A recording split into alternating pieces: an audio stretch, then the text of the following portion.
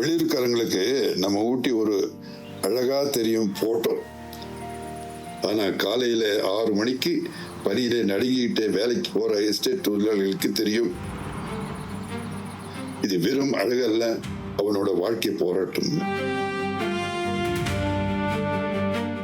என் பேர் முத்தையா போஜராஜன்.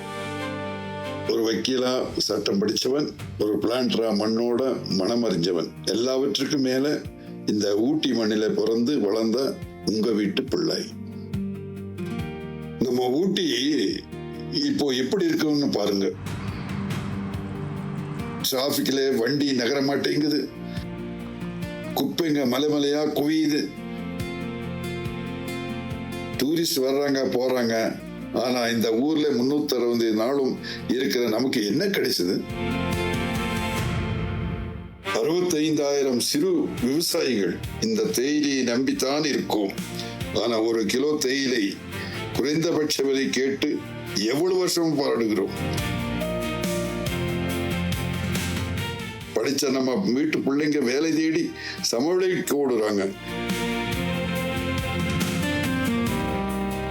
போன தேர்தல இவங்க கொடுத்த வாக்குறுதிகள் என்னங்க ஆச்சு? குதிரை பந்தய மைதானத்துல ஒரு கான்கிரீட் ஜங்கிள் பண்றதா அவங்க வளர்ச்சி. இ பாஸ் என்ற நடைமுறையை கொண்டாந்து கடந்த ஆண்டில மட்டும் 4 லட்சம் சுற்றுலா பயணிகள் குறைஞ்சிருக்காங்க. இதுங்களா வளர்ச்சி? நமக்கு தேவைன்றத நம்ம பிரதிநிதிகள் அதை உணர்ந்து முடிவு எடுக்கணுங்க. ஊட்டியை பற்றி முடிவு எடுக்கிறதுக்கு எங்கேயோ உட்கார்ந்துட்டு முடிவு எடுத்தா எப்படிங்க ஊட்டி வளர்ச்சி கிடைக்கும்? ஊட்டியின் வலியை புரிந்தவர், மத்திய அரசுடன் தொடர்பு என்ற அதிகாரம் பெற்றவர் ஒருவர் வேண்டும். இப்பொழுது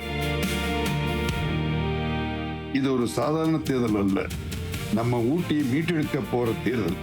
மாற்றத்திற்காக துணிஞ்சு முடிவெடுங்க. உங்க வீட்டு பிள்ளை எனக்கு ஆதரவு தாங்க.